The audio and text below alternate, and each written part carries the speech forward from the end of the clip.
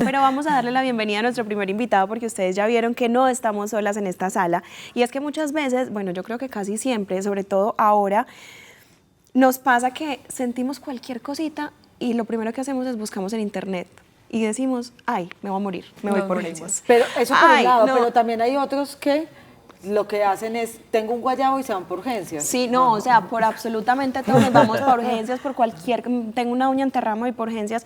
Y hoy queremos aclarar un poquito de todos esos mitos, realidades de las urgencias, cuáles son las señales para las cuales hay que ir a urgencias. Y para eso nos acompaña Luis Gabriel Caicedo, médico especialista en medicina de urgencias, a quien le damos la bienvenida en la tarde de hoy. Muchísimas gracias por la invitación. Para mí es un placer poder compartir este espacio con ustedes. Primero, Gracias, primera Doc. pregunta, ¿cuál es la diferencia entre una urgencia y una emergencia? Esa pregunta es demasiado importante porque en primera instancia pudiera parecer que se trata de algo muy similar, pero tiene unas marcadas diferencias que determinan completamente cuál va a ser el actual desde el punto de vista médico. Entonces, una emergencia es aquella patología que no da espera, ¿cierto? El paciente va a fallecer o va a perder un órgano o va a perder una función muy importante, como por ejemplo no va a volver a hablar, se va a quedar ciego. Entonces hay que actuar ya, inmediato. Ese es el típico camillazo que entra pitando, que hay que atender, que ustedes ven que todo el mundo está corriendo en emergencia, ¿cierto? Una urgencia es una patología que nos da mucho tiempo o nos da más tiempo para atender a ese paciente, ¿cierto? Que va a depender de los factores de riesgo que tenga, de la edad, de qué tan agudo sea el cuadro o no, y nos da más tiempo para atender a ese paciente. Doc, yo me he visto muchas veces y he visto personas estresadas, peleando en urgencias, porque pues uno siempre siente que está más enfermo, tiene el familiar más enfermo que otra persona. Y es que no nos digamos mentiras, así usted tenga EPS, cisbenio prepagada, a todos nos toca esperar muchísimo tiempo a que nos atiendan.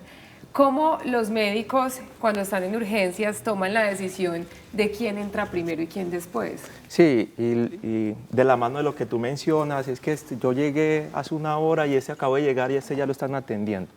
Entonces, Colombia es muy organizado, aunque uno no lo crea, en todo este tema desde el punto de vista de salud. Tenemos una resolución de triaje que funciona a nivel nacional y es obligatoria para todas las instituciones de salud, ¿cierto? Y esa resolución de triaje nos dice que todos los pacientes que llegan a urgencias deben ser clasificados según su prioridad de atención. Que incluso es como el semáforo casi, Exactamente, ¿cierto? que es Ajá. como una semaforización de atención.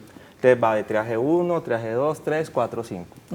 Entre menor sea tu triaje, más enfermo estás tú, ¿cierto? Entonces ese triaje 1 es esa emergencia médica que les mencioné ahora. Que a veces ni siquiera tiene que pasar, sino directo. Exacto, Ajá. que casi que no da tiempo a hacer nada administrativo y ya O sea, lo estamos, se está desangrando, entra. ya lo estamos atendiendo, ¿cierto? Ese casi que no se hace nada administrativo, ya se está atendiendo. El triaje 2, la resolución nos dice, no es un paciente que si bien no es una emergencia en este momentico, dentro de poquito lo va a hacer. Entonces, Hágale el papeleo rápido porque lo va a exacto, necesitar. entonces tenemos Ajá. 30 minutos para empezarlo a atender, ¿cierto?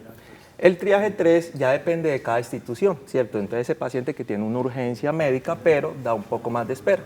Entonces para el triaje 3, en la organización en la que yo trabajo, en la Clínica Las Américas, tenemos una promesa de atención de 60 minutos. Pero esa promesa de atención puede variar de institución a institución, ¿cierto? En promedio en la ciudad está alrededor de los 90 minutos, ¿cierto? Y el triaje 4 y el triaje 5 generalmente son pacientes no urgentes, ¿cierto? O que tienen urgencias menores y que tienen una promesa de atención entre 2 y 4 horas. Funciona igual para los niños. Funciona exactamente igual para los niños. No te preocupes, todas las personas tienen derecho, tenemos derecho a esa primera atención de emergencia, es decir, cualquier persona sin importar si tenga póliza, si tenga Sisbén, si tenga un seguro, tiene derecho a ser atendido de emergencia. Claro, absolutamente. Es que para el triaje es completamente claro y transparente el aseguramiento del paciente. No importa. Si usted es un triaje 1, es un triaje 1. Si usted tiene un infarto, tiene un infarto, independientemente de que no tenga aseguramiento, de que tenga póliza, de que vaya a pagar particular, independientemente de eso. Entonces, incluso la recomendación es que cuando se haga el triaje no se sepa cuál es el aseguramiento del paciente para que no haya ningún tipo de sesgo en cuanto a eso, ¿cierto? Pero ¿realmente existe o no existe una diferencia en la atención cuando vamos como particulares cuando vamos por EPS, por Sisbén o por prepagada? No. Porque las personas sienten que sí, y hemos visto mucho, digamos, afuera de urgencias y de las clínicas, personas manifestando como están insatisfechos con el servicio y dicen que es porque no están pagando. Eso es muy importante aclararlo, ¿cierto? Desde el punto de vista médico, clínico, no hay absolutamente ninguna diferencia. Pero algunas instituciones, por un tema logístico, por un tema de recurso, tienen como las urgencias diferenciadas, ¿cierto? En la Clínica Las Américas, y hablo porque ahí es donde yo trabajo, tenemos las urgencias de pólizas, medicinas prepagadas y particulares en una zona diferente, donde se hace el mismo proceso de priorización, ¿cierto? Y obviamente de organización también. Para que no me sigas hablando de la clínica, porque es que luego me regañan, venga, vamos a hablar de cómo saber como paciente en qué momento acudir, porque me imagino que no es lo mismo, ya veíamos entre urgencia y emergencia, pero también si necesito una cita prioritaria, si debo pedir una cita médica, o cómo saber yo mismo desde casa, casi que hacerme un autotriaje y decir si es momento de ir a urgencias o no es momento todavía. Sí, lo primero para todos los usuarios es importante que conozcan los canales de atención de su aseguradora, ¿cierto? Y que conozcan como la red de atención que su aseguradora les presta para los diferentes servicios, ¿cierto? Porque X aseguramiento puede tener que acá tenga la parte cardiovascular, acá tenga la parte de urología, y para uno como usuario es muy difícil saberlo, pero con los diferentes canales que tenga su aseguradora, pues de pronto pudieran tener pues como muy fácil esa atención, ¿cierto? ¿Cuándo ir a urgencias? Es una muy buena pregunta. Hay ciertas banderas rojas dependiendo de la patología con la que esté cursando el paciente. Uno entra y dice, no, si mi mamá está hablando enredado, no puede mover una parte del cuerpo, tengo que salir corriendo. Un accidente ¿cierto? cerebrovascular, córrale. Córrale. Ajá. Mi mamá tiene un dolor en el pecho, no se le quita, es muy fuerte, la veo respirando muy mal. Un infarto, córrale. Exactamente. Puede que sea un córrale. ataque de pánico, porque tiene las mismas Exacto. cosas, pero es preferible. Exacto. Allá, cuando llega urgencia, miramos si es un ataque de pánico o no. En la casa, no se quede tranquilo con eso. Convulsionó, córrale, ¿cierto? Ajá. Lo ve raro, está hablando bobada, está débil, no puede caminar, vaya para urgencia. Ahora, las urgencias, ay, qué pena, porque es para terminar este tema y no pasarlo. Las urgencias se atienden en todas las clínicas independientemente del seguro, IPS, EPS o incluso Sisbén que tenga el paciente. Sí, usted llega a urgencias y como te digo, se le hace una clasificación de triaje. Si usted tiene una emergencia médica, no importa cuál es su aseguramiento, se va a atender. En caso de fiebre, que creo que eso es lo más común, por ejemplo, en los niños, la emergencia o la urgencia se da a partir de qué temperatura o de cuántos días teniendo fiebre, y también en un adulto.